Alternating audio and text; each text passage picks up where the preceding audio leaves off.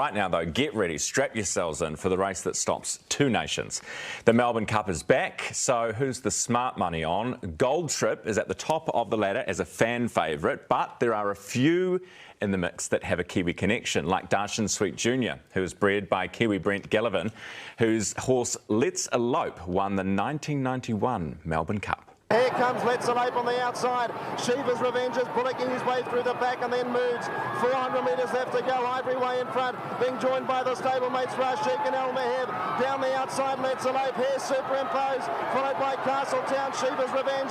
Let's Elope hit the front of the cup. 300 metres to run. Ivory Way battling back, then superimposing Shiva's Revenge late. But Let's Elope has burst away, and the Foster's Melbourne Cup belongs to the mare. Let's Elope bolts the cup in, wins by 3 lengths, and it's a Gosh, that moment must feel good. Breeder Brent Gillivan is with us this morning. Brent, thank you for being here. Does that bring back good memories? Yeah, we were at a restaurant watching that and had quite a bit of alcohol went down the throat, and we're all pretty excited. It must be an amazing feeling to, you know, as you say, it's the race that stops two nations. It's a huge deal in the racing industry. It must have felt good. Yeah, great thrill. We used to have a club, and at that particular day, 2 breeders of Melbourne Cups bought the actual. There was the Centennial Melbourne Cup there, and the Bicentennial of Australia Melbourne Cup. Both cups were there at the party, and yeah, it was a great thrill. So tell us about that. That was 1991. That's a few years ago now. How is that? And we'll talk about your skin in the game today in a second. But how has the race changed in that time? In the last 10 or 15 years, it's sort of gone more towards the Australians importing English horses. Lloyd Williams sort of led the charge early, and he's won 7 Melbourne Cups, and those horses are bred to stay, as opposed to probably in Australasia. You know, we've sort of shifted, particularly New Zealand, we've had to shift to sort of sell our stock. Our main market's Australia, and you know, they really want sort of horses that are sprinter milers, and maybe mile and a quarter horses. And you know, we just don't breed those sort of 2-mile staying horses. You know, a couple of those horses in the race today got hurdle form, you know, jumps. Right, because there are not many Kiwi horses in there now, is there?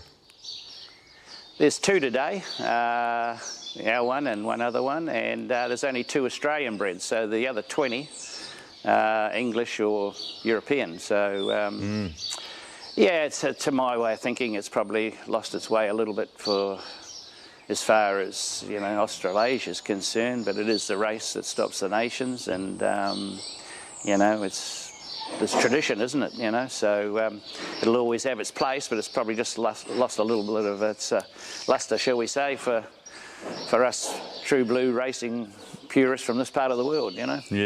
Yeah, fair enough too. Brent, just before we go, Darshan Sweet Jr., you got to back it, don't you? Well, yeah, fortunately the TAB, they've got a bet that can he run in the first 10, and I think he's probably, he's a real good chance to do that. He ran 6th last year, and he came from a mile back last year. He got right out of his ground. He drops 1.5 kilos. He's got to carry less, and his barrier draws a bit better. And yeah, I think, you know, it's sort of paying $354, he's probably a good, very, very good chance to run in the first 10, but yeah, I couldn't see him running any better than the first 4 or 5. Anyway, put it that way. I don't think he'll be in the first 4 or 5, but first 10 is not a bad bet. You're keeping the odds down. Thank you so much, Brent. Lovely to have you on the program. Thanks for taking us down memory lane earlier on as well. That's Brent Gillivan with us, the breeder, and we're going now to TAB Managing Director on race day, Cameron Roger, who's in the studio. Cameron, good morning. Morning, team. How you going? Good. Who should our money be on in the offer sweepstake today? Well, it's interesting, actually. I got an update from the bookies on the way over here, and so you said in your intro that early money was on Gold Trip, so Kiwi jockey James McDonald, pretty hard to go past. He's put in a ride for the ages twice in the last sort of 3-week period, so was hard to go past originally, but and they're going to be screaming down the TV for putting this out there, I think. But we've had some very sharp money, so some of our best customers have been on Vauban, the favourite, and then a bit of a dabble going on for Ash Run as well at $31. So those are the two that we're looking at. You said Vauban is the one now. Correct, Just on yeah. that, though, There you have it, people, the new money, Vauban. the Gold Trip that won it last year, Yeah. there's only been 5 horses in the history of the Melbourne Cup that have ever won back-to-back Melbourne Cups. Indeed. So odds would suggest that's not going to happen. Yeah, it's a pretty tough race to go back-to-back in. So, yeah, I mean, on recent form, J-Max in form, good Kiwi boy as well. So I think it's hard to go past at the price. And the horse we were just talking about, what was his name? Dash One Sweet Junior. Currently, odds at the $33.10, so it's definitely an outsider. Yeah. A good little side place bet. Even the breeder thought it was an outsider. Yeah, but that's because he wants to keep the odds like that, so if it does come flying home, he makes more money. How big is today for the TAB? Where does it rank? And, you know, compare it to, say, the Karaka Million or something. Yeah, look, it's our biggest day, so it's always surprising to people that a race, obviously non-New Zealand's our biggest day, but it is by quite some margin. So we're going to do about $12 to $13 million on the race, and to put that in perspective, our next biggest race would be around the $2.5 to $3 million mark. Wow. So, Wow. yeah, it's a massive day. And that's just New Zealand you're talking about? Yeah, that's just New Zealand customers. We'll do about 28 to 30 million in total revenue on the turnover on the full day. So you know the race itself accounts for a good portion of Wow. that. Yeah. And what is the average bet? What are we putting on? My advice to everyone is, look, it depends if you want to win big or win small. If you do manage to get the winner, so. I think a fantastic betting option for people is if you've got $20 to spend, get a boxed first 4, 5 runners. So that means that they can come in any order. You just have to give them the 5 numbers, say box first 4 for a $20 bet. And yeah, that'll give you 16% of the first 4. And sometimes those pay $1 million in this race because there's so many different finish orders. Yeah. Do you know yet if anyone's dropped a really big amount on any horse? Yeah. So I got a big bet update on the way over. So.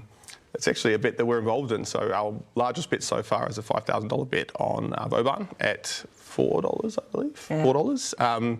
And that was actually from the team down at headquarters. So they're running a promotion today where the proceeds of that are going to go to BBM and I Am Hope, a charity event. So that's our largest bet so far. So they'll be happy with that. Whether that will hold up throughout the day, I'm not sure. We should expect to see a few more big ones. Someone's going to overtake them pretty quickly, aren't they? I suspect so, yeah. And not by, a whisker. Thank you very much for coming in. Best of luck for today. Big day for you guys. Big day for the racing industry today. That is TAB Managing Director Cameron Roger.